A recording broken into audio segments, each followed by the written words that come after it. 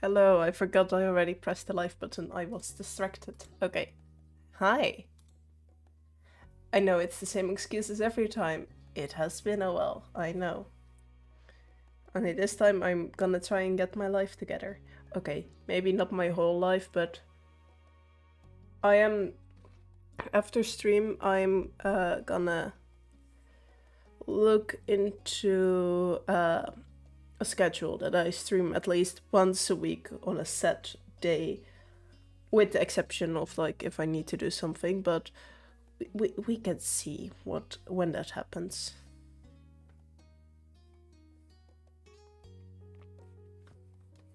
I think it might be on the Friday, because I like Fridays to stream at least, so...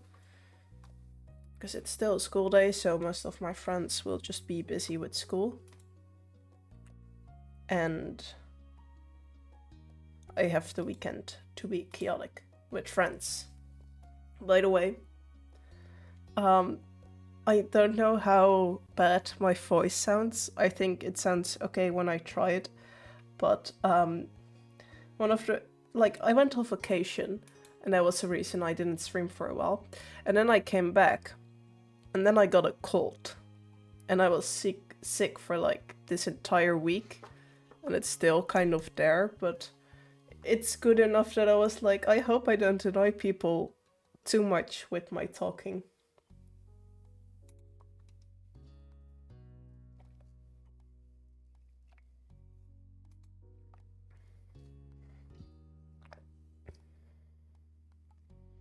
Anyway, we're going to continue our life again. I have no clue how far we will get. I just looked. We have Charity and Drive left. I have no idea how long those two take, but maybe we will finish them today. I can try to go fast, but I also want to enjoy them, so maybe we'll finish it today, maybe I will not. I have no clue how long I can stream before my voice just gives out, especially since it's a talking game, or at least a game where I talk a lot. But I really enjoy the game, and I kind of want to finish it before I start forgetting things about the storyline. I will continue with other games once I finished, because I have looked and I discovered that, oh no. Did I do something wrong? Why is it not showing up? Oh, there it is. It was just slow in OBS. But yeah, I will continue with other games once I finish this, because I need at least some break between streams. No, streaming the same game. That's what I wanted to say. But yeah, we will be playing Our Life again. I think we left off with talks, and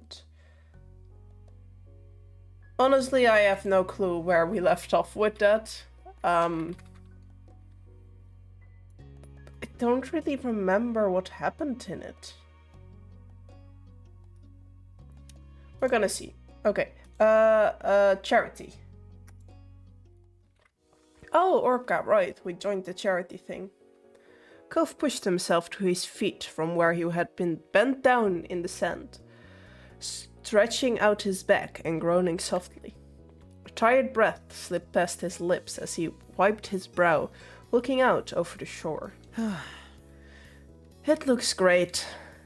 He stood beside him, joining in the surveying of the sand that almost seems to sparkle beneath the midday sun. The midnight sun. I would be concerned if there... Well, except I know for a few places where you have, like, never night, like the sun is always above the horizon. But for most places, I would be concerned if there was a midnight sun. The two of you had been out on the beach since sunrise, cleaning up and down the beach, looking for various dervish, and the work had paid off. Hold up, I need to mute notifications on my phone. Okay, I think I've muted them. Using a hand to shield your eyes from the blinding rays, you glanced across the way where the other volunteers of Orca had gathered. They were easily recognizable by the high fish vests they wore. It looked as though everyone was about ready to wrap things up for the day. I'm happy to see it in a better state. I'm exhausted. I'm just glad it's over. You did great, Cove. I'm not gonna lie. The last one kind of sounds like, oh yeah, no, you did all the work. You did a great job. What, were you just standing next to him doing nothing? Yeah, well, I would be happy to see a beach in a cleaner state, I guess. It was pretty sad looking when we got here. The beaches of this town were practically your own personal backyard. You visit them a lot. It felt good knowing that you were helping to take care of them. Too bad not everyone sees the joy in putting trash where it belongs. Oh well. Cove placed his hand on his hips and a pleased grin pulled at the corner of his mouth as he admired the work you had both done. You had begun to realize, during your time volunteering for the organization, how seriously Cove took his service. It was easy to see that it was something important to him. You felt equally as invested and always gave it your best efforts. You enjoyed the work, but mostly wanted to have a good time. Miranda was right, you volunteered because it was a good reference. Oh, I wouldn't do that. If I'm ever going to volunteer for something, it better be because not because it's like a good reference, but I either want to help or I enjoy it or something like that. You didn't want to be here, but you didn't know how to turn it down. That's even worse than the last one. Yeah, I would mostly want a good time, I guess. Being part of an organization like Orca meant you got to meet different people and go to all sorts of places you might not have had the chance to usually. Not bad. We did a nice job today. It's been a good year so far. It's crazy to think that's already time to push the big event. Right, there was a big event. You let out a big breath, thinking of the formal dinner that Orca had organized every year. Being in a completely fundraising focused event for the large donors, it was crucial for the organization's projects in the years to come. You had to be over 18 to attend, so this was your first opportunity to actually see it in person. All you had heard about it so far was that it was a prime and proper occasion, with speeches and everything. Oh, that sounds boring. You didn't know what else to expect from it, as you weren't a part of the group who had planned the evening. Before the big night came around, the volunteers would have to sell the ticket for it. And that's where you'll be helping. Oh, okay. I'm nervous about the event. I'm always nervous about the events. I don't even want to... I'm nervous about the event, sure. You look down at the sands shyly, twisting your fingers together. It was going to be fancy and full of very important strangers. I can't agree with you there. It's part of the program, though. I mean... I just don't feel excited about attending a super formal meal with proper etiquette and stuff, you know. He threw his arms out to the side, making a bit of a show at how ridiculous it seemed to him. I've got sand all over my room and only one nice shirt. I go barefoot pretty much whenever I can. I'm going to be so out of place. Yeah, I can see why you would be really out of place. I would be too, to be honest. Right, I bet you'd rather stay out here. He probably would. I don't want to have to worry about manners. You can make it work one night. Doing something fancy will make it fun.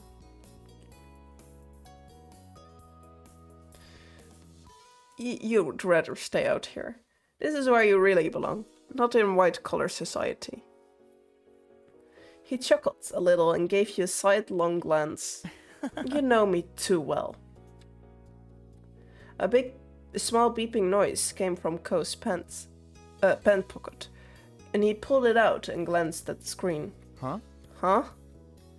It's organizers. They've sent a text to the group. Time to call it a day here. Right, ready to head to our next activity? Cove tucked his cell away eagerly. Why are you speaking so hard? Okay, turning to you. Let's head over and drop the trash bags off at the trucks. Then we can drive back and join the ticket team. We've got to be there pretty soon to relieve them. With a stretch of shore this long, the plan was to switch places with the other team, who had been pushing the tickets for the fundraiser dinner halfway through. It would be a full day of work, but it was Orca's largest event of the year, and all hands were on deck to make sure it was a success.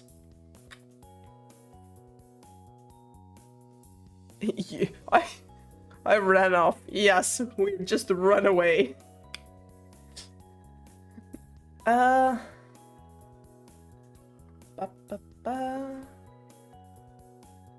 Honestly, I would let's just run away. You galloped down the wide open shore, sparing a quick glance back over your shoulder to make sure Cove was following. He was. You collected the trash bags spread along the way together, heading across the beach to hoist them in the trucks before heading off to the next job. The drive back to your neighborhood and making your way to the shopping street was fairly quick, though Cove stressed a little about being late. Luckily, I was able to find a parking spot nice and close to where you needed to be. You jumped out of the car and quickly went towards where you knew the group would be. Finally, reaching the stall that was set up to sell tickets, you stopped for a moment to catch your breath. There was quite the flurry of activity. It would be your job for the rest of the afternoon to help sell tickets for the fundraiser dinner, and looking around the street, you saw that there were plenty of potential buyers out today. That would hopefully help to move the tickets along. The stall itself was simple, a portable table with a few plush sea animals as decoration, and a banner stuck across the front.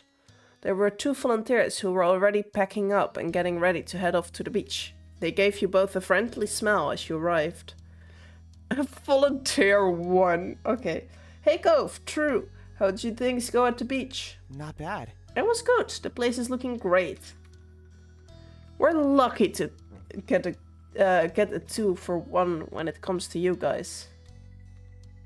Cove cleared his throat awkwardly from beside you. You noticed his cheeks flushing pink. Here we go again. That's right, that's us. The teasing rubbed you the wrong way. I would be fine with it. Mostly because it is also true, but yeah. That's right, that's us. We're joined at the hips, some might say. The volunteers chuckled and packed up the last of their stuff, and Cove seemed to relax a little more. The volunteers made room for you and Cove behind the table, while they circled around to the front of it. Thanks for coming in for a shift. We'd better make this quick so we can head off to the next place. No problem. What do you need us to do? We're ready for whatever is needed. One of the volunteers handed you a clipboard with all the details needed to sell tickets, while the other tossed a set of keys to Cove, which he caught with ease. Those are for the money box and supply kit. Make sure to keep them on you at all times. Aside from handling the cash for the tickets, there's also a form on the clipboard for the guests to fill in their info. That way, we know how many tickets we've sold and who will be attending the event. There's a small script beneath, but if you get stuck for what to say. And that's about it. Pretty simple, huh? Oh, I would love such a script in real life. Just, oh, I'm stuck in a conversation and just a script pop up in front of me like, and here's what you can say to fix it. That would be so great. Uh-huh. Uh-huh. I think we got this. Satisfied that you knew what you were doing, the volunteers said their goodbyes and started walking away, leaving you and Cove to manage the stall alone. The keys jingled in his hand as Cove waved them off, before he stuffed them into the pocket of his pants for safekeeping. Bye! Have fun! Once the volunteers were out of sight, Cove dropped down in the chair behind the counter with a sigh. We made it here just in time. It's cool we traded places with nothing happening. They might have been late getting to cleanup duty. He leaned back in his seat, getting fully comfortable in his space, and gave you a small smile. I'll take the other seat. Sure, why not? It was just a simple plastic chair that squeaked when you sat down in it. But it gave you a good view of the street.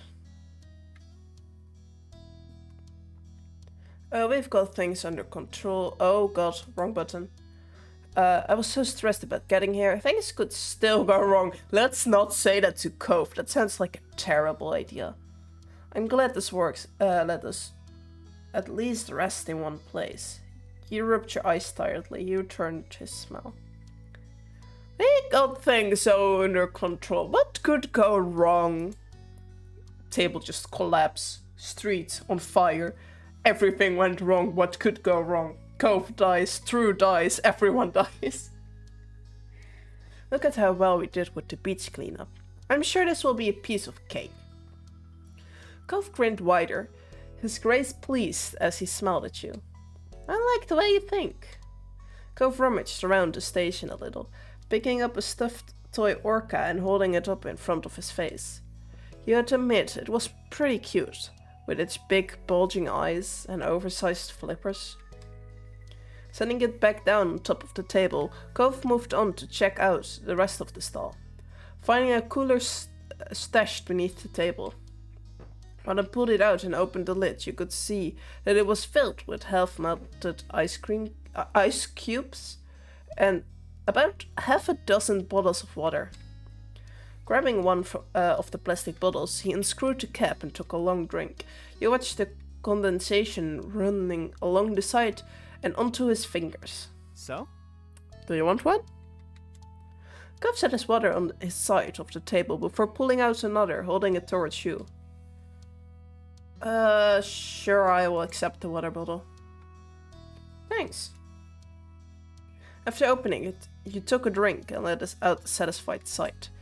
You hadn't realized how thirsty you had been, and it was always good to stay hydrated. The two of you got settled in easily, and you took the chance to look over the paperwork on the clipboard. Cove joined you, leaning over your shoulder to get a better look. Like pretty standard stuff, he muttered, and you nodded quietly. It was general information about the event and the work you needed to do at the stall, as well as the amount of tickets sold thus far, and the number remaining. Cove tapped a finger on the counter as he read quietly over the notes, muttering a few things now and then that you didn't fully hear. He seemed content to be there, and you were sure that the afternoon would pass by quickly. When he glanced over towards the crowd and made a small sound, you followed his line of sight to see that the potential supporter was on their way over to the booth. It was time to do customer service. Sure. It wasn't always easy for you to do things like this, especially when those things required talking to strangers. But you had to remind yourself that you were doing this for a reason. Taking in a deep breath, you made eye contact with the customer and gave them a small smile. Time passed as the two of you manned the stall, and as people approached, you still pitched would either have them asking for a ticket or two, or heading off and mumbling, maybe next time. All in all, you managed to sell a decent amount of tickets, and you could tell that Cove was happy with the outcome.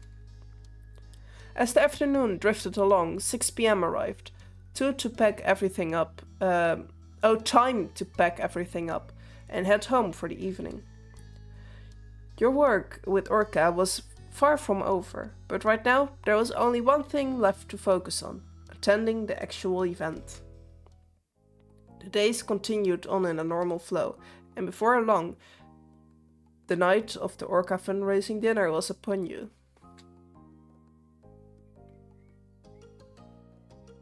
The window confused me. That looks like a city. We're not really that close to a city, are we? Aren't we in like a small neighborhood?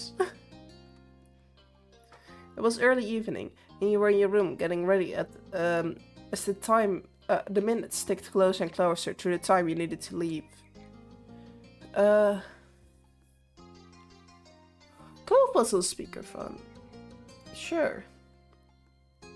The two of you were chatting as you were getting ready, making sure to keep an eye on the time and not get carried away with the conversation. The event had strict guidelines, and you wouldn't be let in unless you were dressed to code. That meant having to find a truly professional outfit, but one that you were also happy with. Dress fancy, you want practical about it, sure. It was going to be quite a long evening, so you wanted to make sure you were dressed comfortably, while still sticking to the letter of the code. Your nose wrinkled in thought as you riffled through the options, silently weighing the pros and cons of each. Whatever you go with, it will be great. Sure, Cove. I never thought I'd see the day where Cove Holden would encourage me to wear something formal. A quiet chuckle came from the phone, and you smiled at the sound. Yeah, this is really once-in-a-lifetime event. Taking a deep breath to refocus yourself, you looked over the options one last time. It was time to decide on an outfit, and quick. You choose a dress, you choose a button-down shirt and pants, you choose a blouse and pants, you put it down a skirt, you choose a blouse and a skirt. Ooh. I'm gonna go with this one. That sounds like I'd be totally fine. I'm wearing the same type of thing.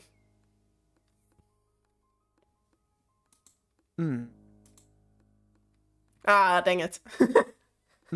I wanted to see if you choose one of the other options, he would also say I'm wearing the same thing and he would just show up in a dress, but no. It would have been funny though. Standing in front of your mirror, you quietly assessed your outfit. Yeah, accessory. Sure, why not? You needed a little something extra to finish it all off. Rummaging through the rest of your wardrobe, hold up.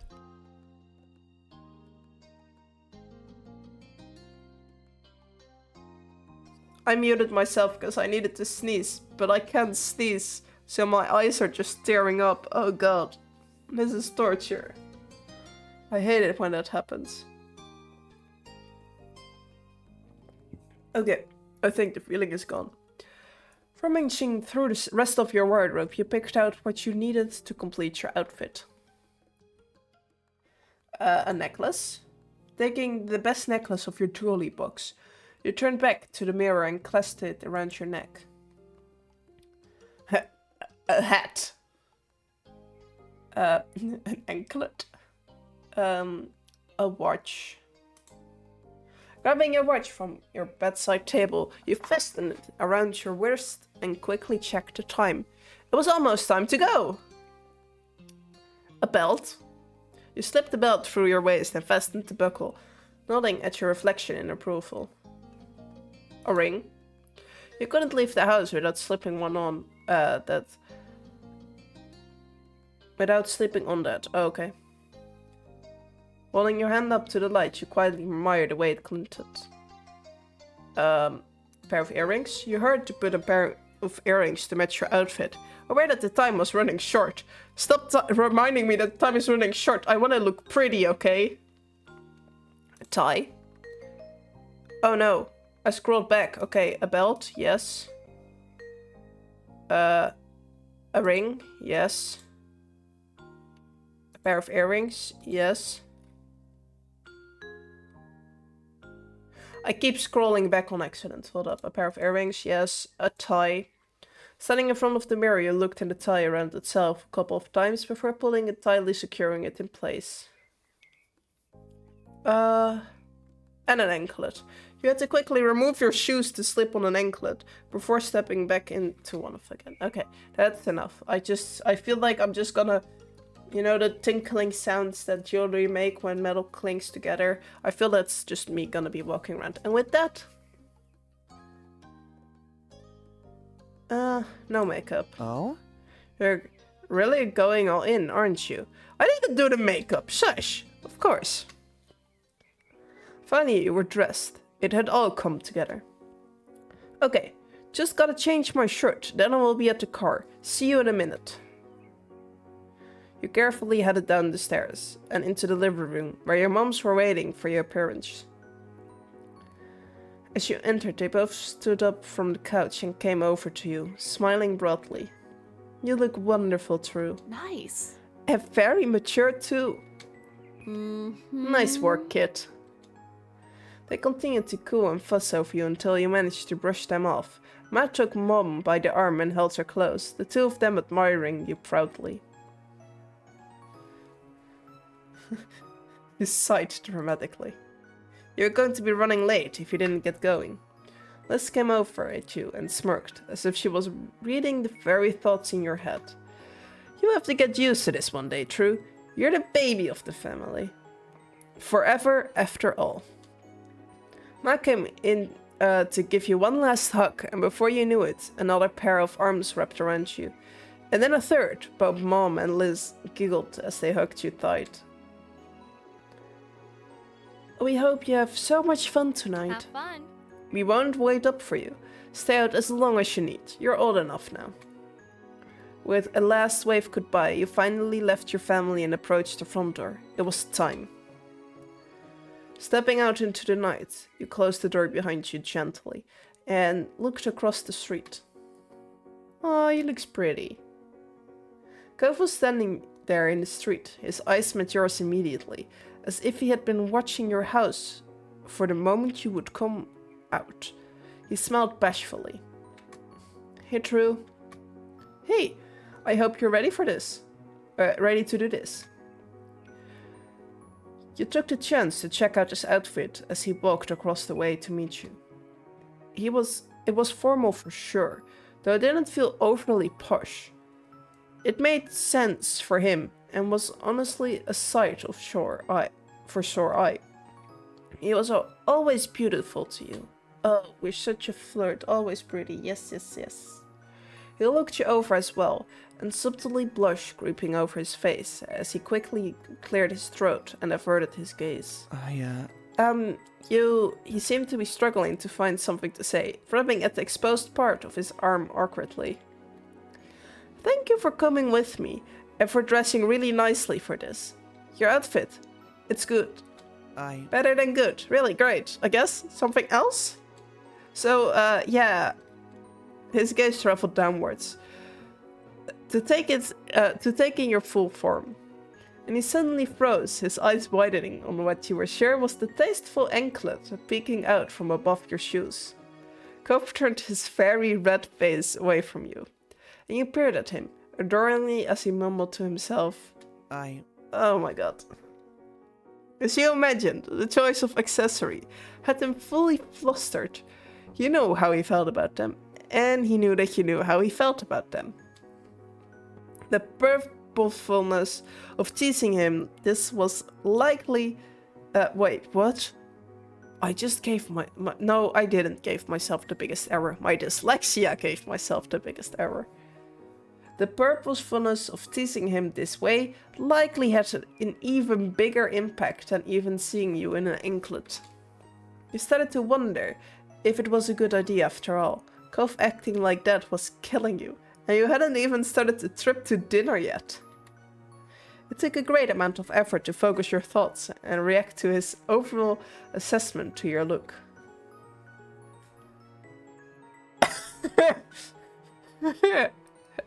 I was like, oh, your look is very nice too. That's such a nice thing to say, and then my eyes drifted down to the next one. Damn, Cove, you're so hot right now, you say flirtatiously. Oh my god, I didn't expect that. We just, yes. I feel the need to. How can I not choose that? Cove hung his bright red face in embarrassment after that.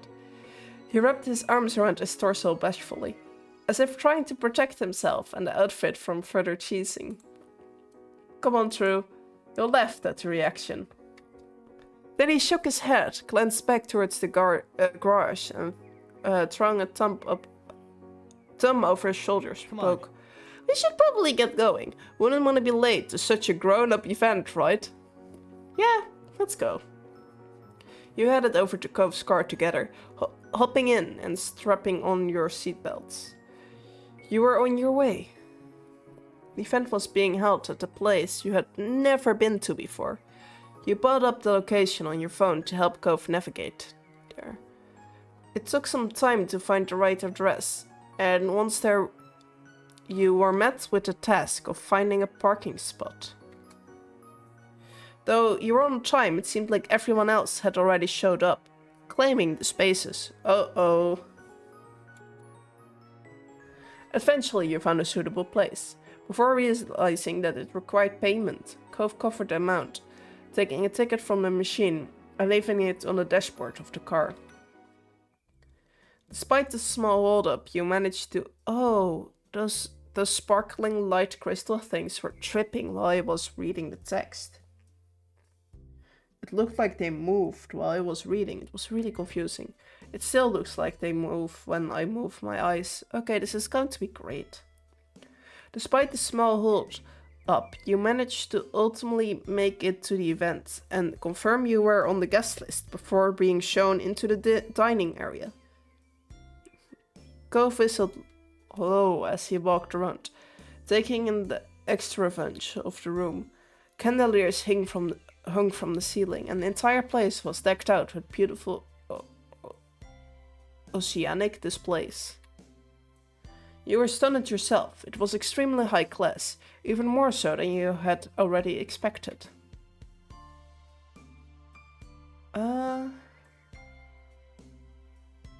It could be worse. It's nice. You had to be impressed by the work that had gone into making everything look this lovely, and how everyone had dressed up in their best outfits for the night. Seeing Ko smile as he took in the sight made you think he must be feeling the same way. The sound of your names being called out echoed over the din in the room. When you looked around, you recognized a couple of the organization leaders looking your way. They approached you both in greeting, giving you a welcome smile and a hello. Cove, True, we're glad to see you could make it, especially after all the hard work you've done to help make this night happen. Of course. Definitely. I wasn't going to miss it. You said it as if you had a choice. You joked. I'm not gonna go with that. I'm going to go with like, hello, I'm thrilled to have made it, because like politeness and all that stuff. I want to see how they react to this one. You grinned as the leaders left at your jest, and even Cove smirked behind you. Yeah. The place looks amazing. It's so nice to do something like this. Well, thank you for being a part of the team. You're always welcome to help us out with the right activities whenever you come up. Thank you. Go shrugged then, eyes darting around the place with an awkward look. So... I guess we should talk to more people. There isn't much else to do at an event like this. Oh, that sounds boring. You found your way into groups of people who were standing around chatting while some light music played in the background. Servers with large silver trays were gliding between the guests, offering drinks and canapes?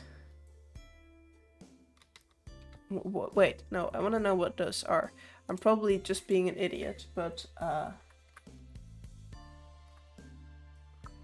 oh, they're like little food things. That's adorable. I know what those are, I just didn't know the name. How do you... what?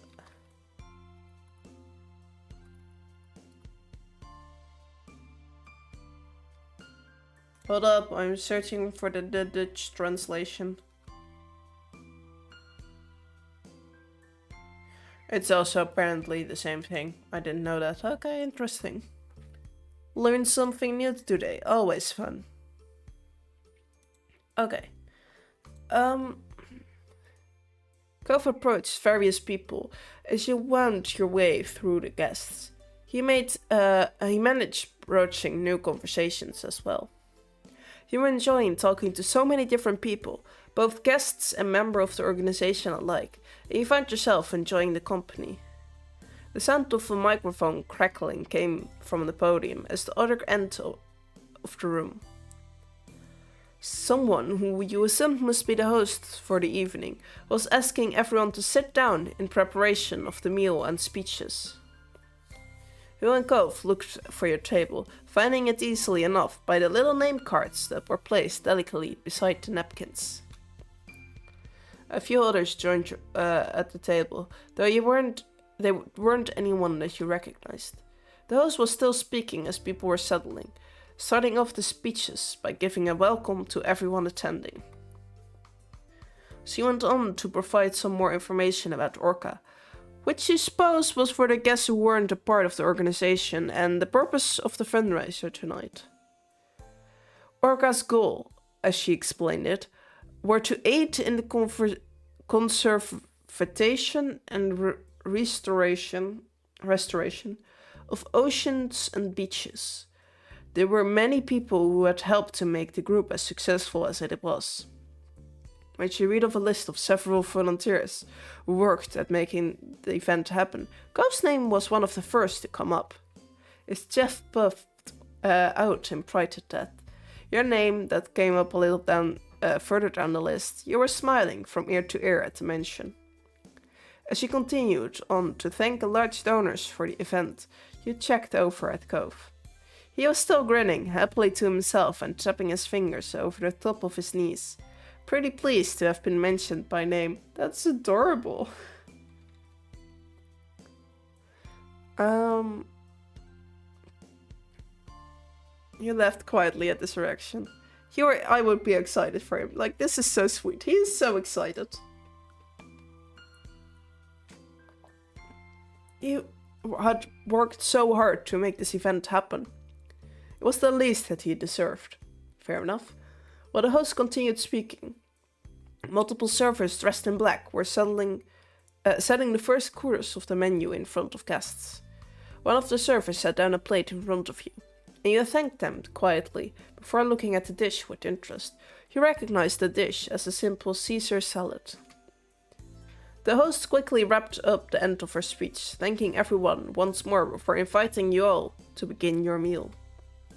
Everyone who was included a special dietary note when signing up for the event received a vegan or vegetarian version, and there were also a small basket of bread settling across the table. Ooh, bread. You ate some of the bread. I didn't eat any of it. No. We're gonna eat both the salad and the bread. I like those. Well, I think I like Caesar salad. I don't remember eating it, but most salads are fine. Cove wolfed down his salad before munching into a breadstick, quickly devouring that as well. I hope the next part comes out soon and is bigger. The boy is hungry. You could hear him mumbling to himself as he reached over for another piece of bread. He glanced around the table and you followed his line of sight with curiosity, knowing that everyone else was still eating the salad. Stopping his hand mid-air, he quickly pulled back and rested it on his lap, without taking another breadstick after all. It was clear that he was starting to feel unsure of himself, and he looked a little out of place here. He folded his arms and turned away from them to you. Hey, did you like the salad?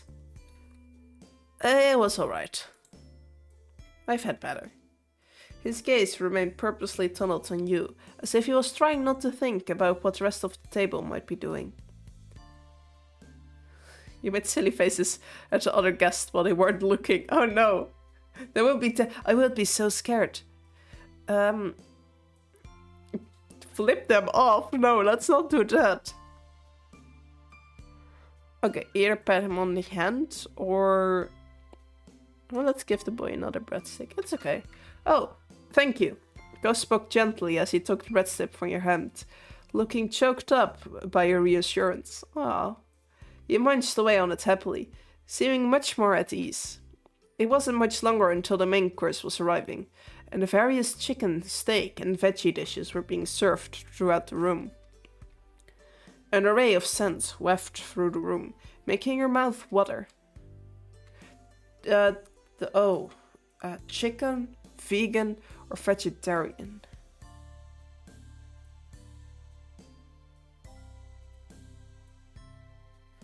I will go with chicken, I guess. A plate of perfectly roasted chicken and vegetables was set in front of you, with a delicate bowl pale gravy. Cove had gone for the steak, and once he started to dig in, he was completely absorbed by his meal.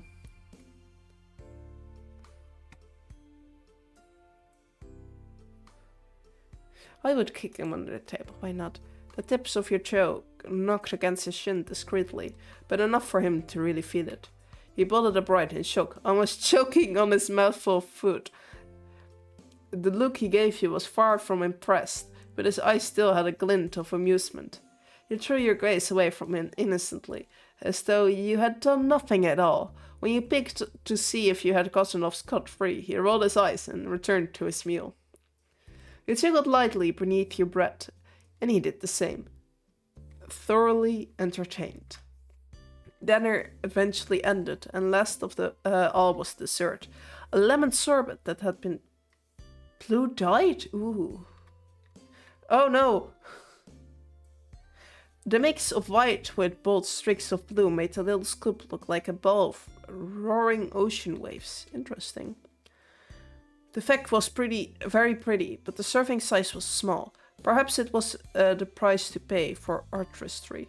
You turned to Cove to find him pouting a little at the size of it. Digging into the dessert, it took him only a few bites to polish it off. Again, the other people around the table were barely even begun eating. An unimpressed air settled over him as he sat back in his chair, sipping at his water unhappily.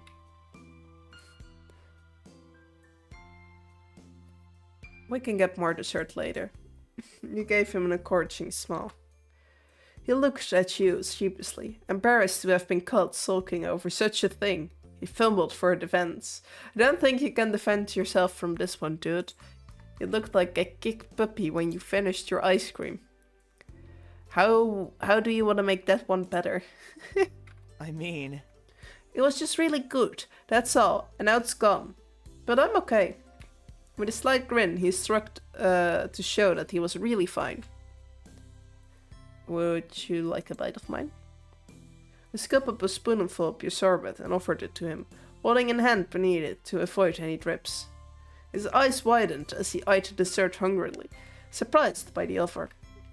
Recovering quickly, he leaned forward over the table, lifting out of the chair a little as he ate the treat from your spoon. As he sat back, humming happily with his mouth full, you couldn't help but smile at the sight. Cove swallowed the fox ocean, that had a satisfied sight, even though it wasn't that much and more. The simple fact that he had gotten more hit the spot. Thanks. Thanks, Drew. You're welcome. You were pleased to see that we was perkier, and you went back to eating the rest of your dessert.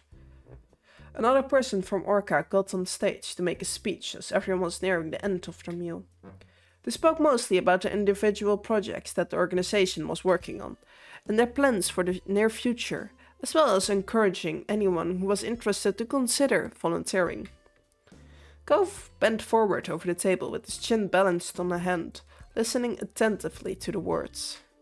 As they came to a conclusion and everyone gave them a round of applause, Cove caught your eye and smiled. You wondered what would happen now. And then the lights dimmed. A couple of spotlights came on, projecting a water-like effect on the room around. That's pretty. The guest gushed over the ambience, and you looked around with wide eyes as they rippled on the wall. But aren't there like legit aquariums on the walls? How would you see a water effect being projected on an aquarium? I know they probably mean other walls, but I just see aquariums, dude. The DJ, that had previously been playing some soft mood music in the background, announced that the floor was open for dancing, slowly turning the volume up so it drifted through the space. When he glanced at Cove, his eyebrows had shot up and he mumbled quietly, Huh. I didn't know there would be dancing. I guess it makes sense now that I think about it. He gave an awkward laugh as you both watched as people rose from their seats. It was clear now that many of the donuts were couples. A small crowd had started to form on the dance floor, and the DJ played a romantic song to get everyone started off. Cove let his gaze float over the small sea of guests. He seemed lost in thought. A serious expression had settled on his face, making his eyebrows dip.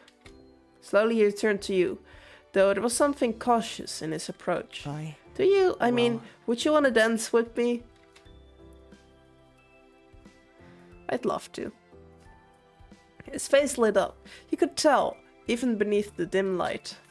He nodded firmly as he rose from his seat, though you noticed his hands shaking at his side. Aw, he's nervous. How sweet. You walked out onto the floor together, hesitating a little, and you turned and stood face to face. I'm gonna be honest. Personally, I have no clue how to dance. I was never taught how to dance. Cove had a hard time meeting your eyes, but he lifted a hand for you to take, unsure of what else he was meant to do. You accepted his hand easily and gave him an encouraging smile. It took some doing, but amidst your nervous laughter, you managed to find a comfortable enough position and set the rhythm to the music. It was quite nice after that. Every time your eyes met Cove's, he would look away quickly, but he seemed to be enjoying the dance nonetheless. Eventually, he felt comfortable enough to speak. A lot has happened, huh? You nodded faintly. You weren't sure if he meant just today, the summer, or your entire time knowing each other. But it didn't really matter. It was true either way. Thinking back on the years you had with Cove, you and Cove had been neighbors. It was difficult to even try to reflect on it all at once. I'm so glad. I'm glad we ended up here. He gave you a soft look and you beamed, knowing that could also mean many things. But from his tone, you were certain he didn't only mean here at the event. There's more than that. There's nowhere else I would be rather. I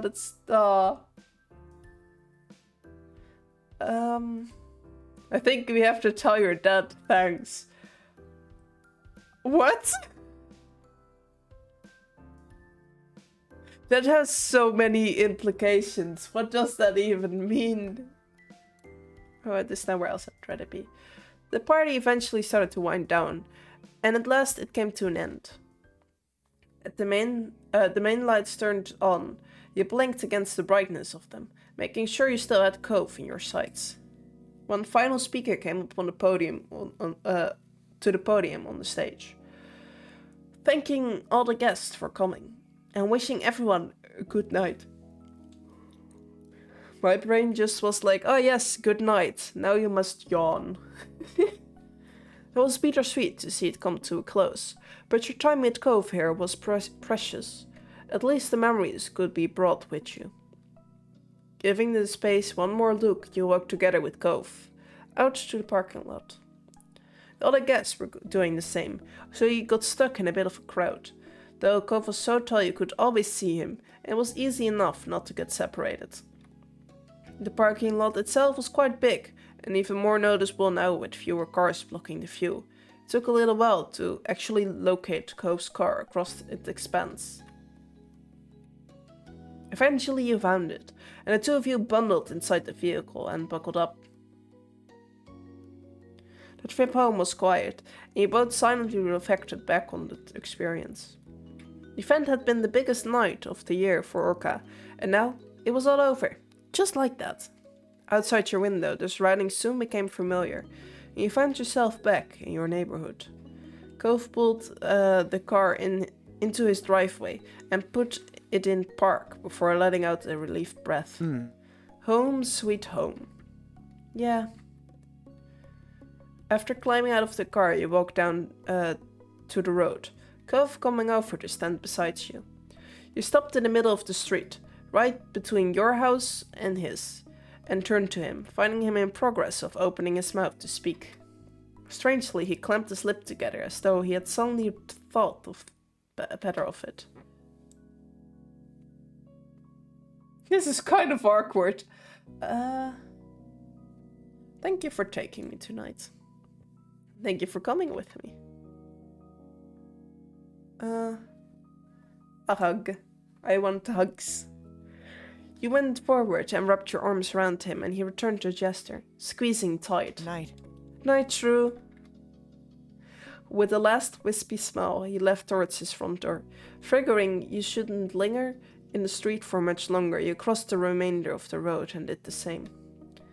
When you reached your house, you pulled out your keys and stuck them in the door, trying your best to be silent about it. Opening the door a crack, you turned back and looked at Cove from over your shoulder. Your eyebrows lifted in surprise to see he was doing the same, holding his front door open, but waiting for you to go inside before he did. You shared an amused smile before you both stepped in your own houses, locking the door behind you. It was quite late, so everyone else was already asleep. As quiet as a mouse, you tiptoed up to your bedroom and changed out of your formal clothes into your pajamas. Now that you were finally home, you were exhausted. You brushed your teeth and got ready for bed in darkness before crawling under the covers and letting out a heavy breath. It was still strange to think about how that was it. The build-up to the event had felt like so much. Now it was completely behind you. Your mind busy with rapid yet muddled thoughts as you faded closer and closer to sleep. As unconscious creeped up on you, you felt more content. It was a big deal, but there would be more in the future.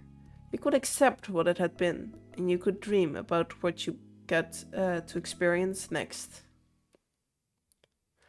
That was, it's not over. I wanted to say that was sweet, but... And then you were taken awake from your dreams, right back into reality by sound. Your eyebrows pinched together, fully unprepared to be part of a waking world again. The day was over, and it had been an eventful one. He's at the window again, isn't he? Oh my god. But then you heard another noise. It was tapping. Your eyes flew open. The window! There was stabbing that came from your window. Cove Walden. You went over to him. You rushed over to him. You went over to let him in. Like, dude, come on. It's late. Go to sleep. You extracted yourself from your bed, yawning. You stretched your arms, and then you made your way to the window. There was another tap right before you arrived. When you pulled it wide open, Cove was indeed there. You had not been surprised to find Cove awkwardly crouched on your window ledge. However, you were taken aback that he was a little overdressed. Cove hadn't changed out of his formal clothes. You also noticed that he was pretty clumsily. Perched clumsily. You didn't know if it was because he was trying to keep his fancy clothes clean, or if he felt weird about something. His body was too stiff and awkward. Please just invite him in. Even given that Cove was normally odd thumbs, he looked off balance, significantly more than usual. Cove smiled sheepishly. Hi, True. Nice to see you, Romeo. I want to go with that one. How come you're dressed like that? Like, come on, my dude. You went to a whole event thing where you had to dress fancy. I think you know why he's dressed like that. Nice to see you, Romeo. You moved aside and let him climb inside. He cautiously stepped down by... I'm pouring myself a drink. I looked away. By stretching his legs over. Strangely, he didn't use his hands for support. It was clear to you now. He was holding something. When he was safely off his feet, he briefly checked out his clothes, twisting around to see the back of his pants. He caught you looking and shrugged. I did go home after the event, but I knew I was gonna be able to settle down, so I just walked back out. Dude, at least change clothes, come on. I needed fresh air and time away from everything. He paused for a moment and raised his clasped together hands where you could see them. But then something happened, and well, so I have something I want to show you. Cove grinned like a child, gently unfurled his fingers, not being able to keep his suspense for even a minute. Carefully sitting inside was a tiny yellow light. It blinked off and then on again. A firefly. Why did you bring a bug into my room? Like, I get catching them outside, but come on, really? Bringing them into my room? Delicately, he moved his hands closer so you could see the creature better. They're back. Oh, this is a sweet picture. Never mind, I don't care about the book anymore. He closed his eyes. He smelled how faintly illuminated by his insect companion. Insect, it's a bug, right? Is that the same thing? I don't know. Honestly, I didn't think I'd see them this year. I don't know why. It's just they were kind of late, and I guess I would be worrying about a lot of stuff lately. You could tell that the firefly genuinely lifted his spirit. He seemed at peace, and he wanted to share that with you. The fact that his first thought, after discovering the firefly, was to come over and celebrate the joy with you made you suddenly feel very cherished. Cove opened his eyes, but he looked away, not meeting yours. It's nice. It's really nice, I think. Even if the fireflies disappear for a while, it doesn't mean they're really gone. They come back. I can see them again. You're talking about True and not the firefly, are you? They're just eggs and larvae. You smiled. And then you looked at the firefly keenly. There was definitely something poetic about them. You felt a warmth in your heart. Cove looked at your face, his smile more fragile. It made me think about the two of us.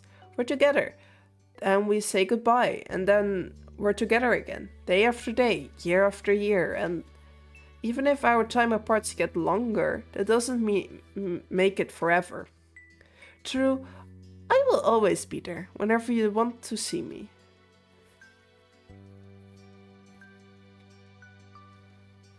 You wanted to be with him, and there was nothing else you wanted then, and he needed to know. He needed to know. His heart started to pound. The harsh beat drowned out all other sounds. You stared at him with a firm gaze. You both had known each other for so long. You were such good friends. You cared about each other so much. Though your feelings had changed, that didn't mean they hadn't grown from a strong foundation. It was hard to take the step to becoming something else, but this was it. You weren't going to keep your feelings to yourself any longer. Cove's expression shifted into something concerned. His brow was furrowed as he waited for your response. There was something fragile there, unsure. Aww. We should be a couple already. I like you so much, Cove. I want to be with you. I really do. I like a lot. But would you want to be my boyfriend? Yes, ask him that. The rapid pulse inside you seemed to grow even more deafening.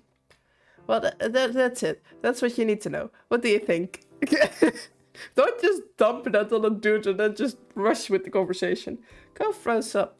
His face struck on a shocked expression, but you noticed a slight tremble traveled through his body as he went dark red. He swallowed hard. Oh my god. Oh my god, True. His eyebrows furrowed, and he openly struggled with words. He made several false starts, illegible pieces and parts of thoughts. Finally, his voice cracking all the while, he got something out. Really? It's okay? You like me? You wanna be with me? It was like he could barely process it. As if he never thought reality would let him have this. He started sniffling. I'm just so glad. He scrubbed at his eyes. His voice went soft and I thought it was ruining everything. I felt so bad. After we've been like this for that long, how could I ask to change it? But I couldn't stop myself from wanting to. If this isn't just me, if you feel the way too. A suddenly different picture. Okay, I didn't expect that. His arm fluttered. causing the firefly to fly off. He recentered himself, looking into your blue eyes. Oh yes, I have blue eyes, I forgot about that fact. True, if I can, I'd like to be your boyfriend. I'd like it a lot. I can't think of anything I'd like more. His lip quirked into a shy smile, as he let out a laugh so airy it was nearly a cough. Good, because I want to be your significant other. I don't know, my brain found it kind of weird they didn't write that out, but sure. Finally. Finally. Finally. You jumped into his arms. Yes. You felt a wave of emotion, and only one way to deal with it. You read it yourself. You launched yourself at him, pushing off the ground with a powerful kick-off. Cove startled, but he held his arms out, with the sole goal of catching you. You felt him wobble beneath you after impact. You squeezed him tight, and he didn't drop you, so it was a success. He let out a gasp of air. Cove's arms stayed wrapped around your back, and he kept you lifted. He couldn't help but laugh, as it was adorably warm.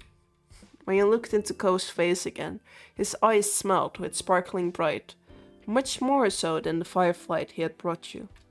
Eyes prickled with tears as he sniffled, but you could recognize equal joy taking over him. You both were happy. You were together and happy. Wipe away his tears.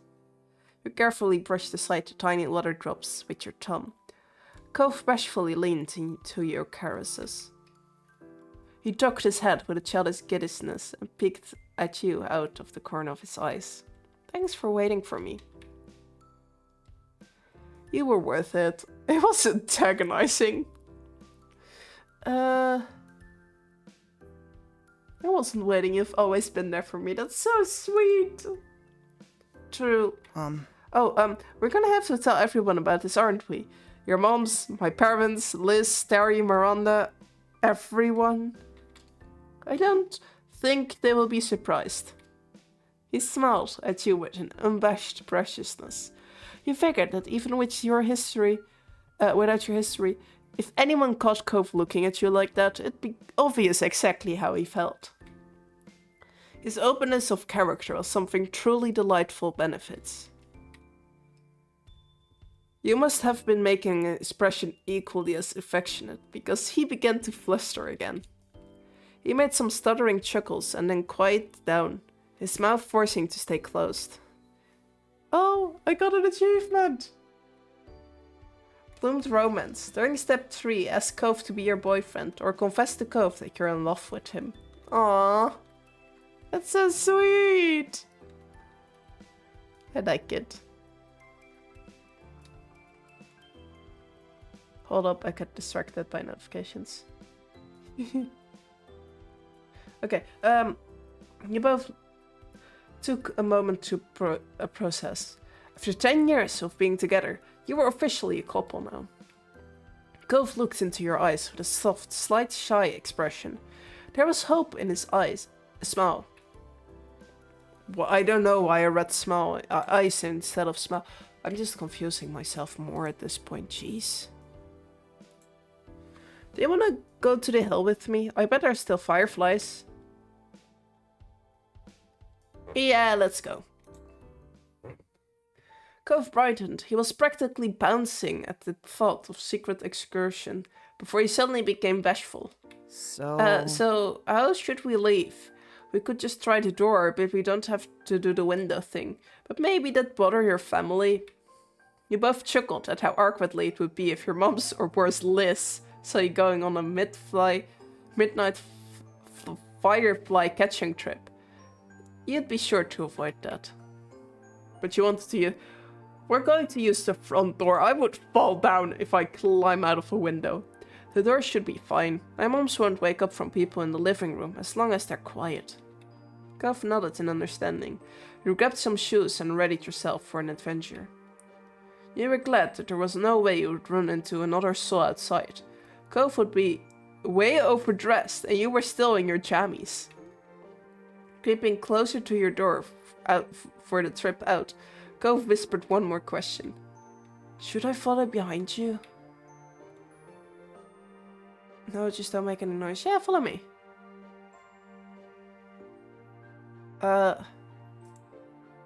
Okay.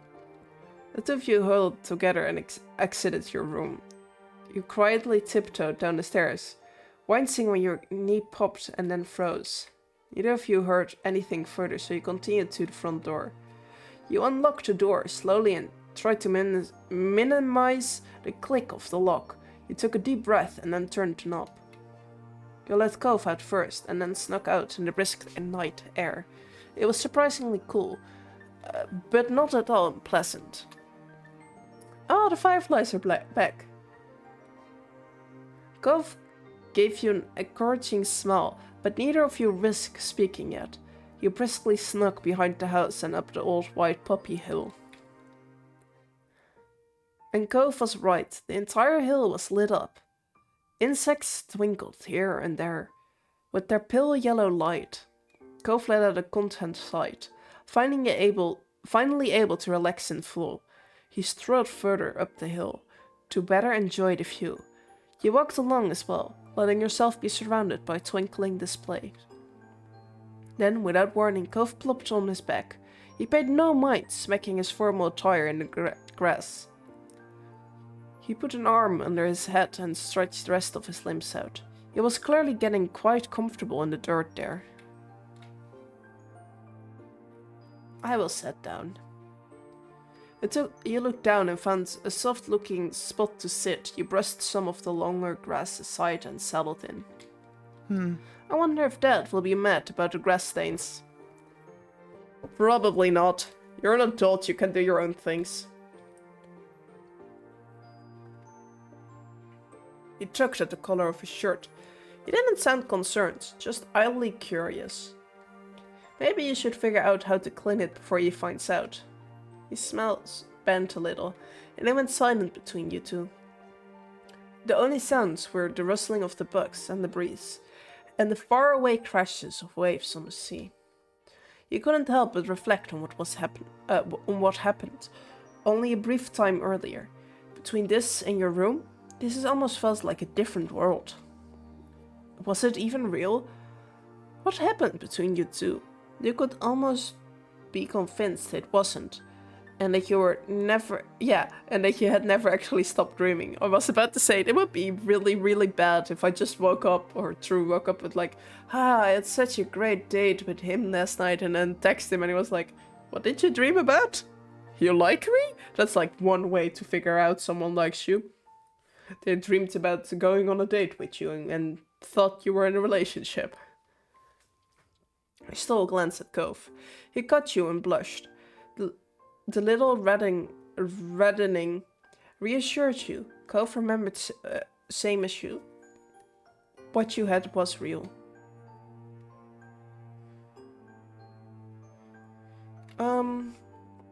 Oh, the dance. That's sweet.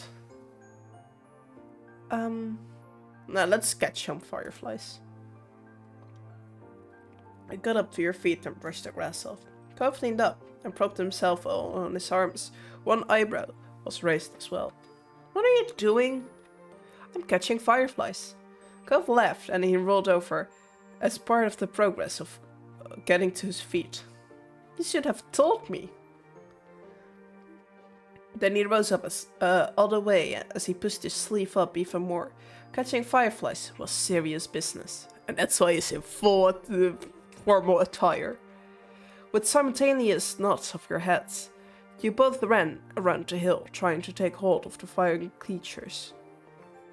Ever so often one of you would succeed, like the children you once were. You would race over the other to show off your catch.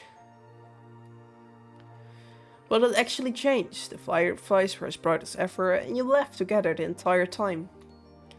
The hour grew late, and the fireflies almost dispersed, until only a few staggerers remained.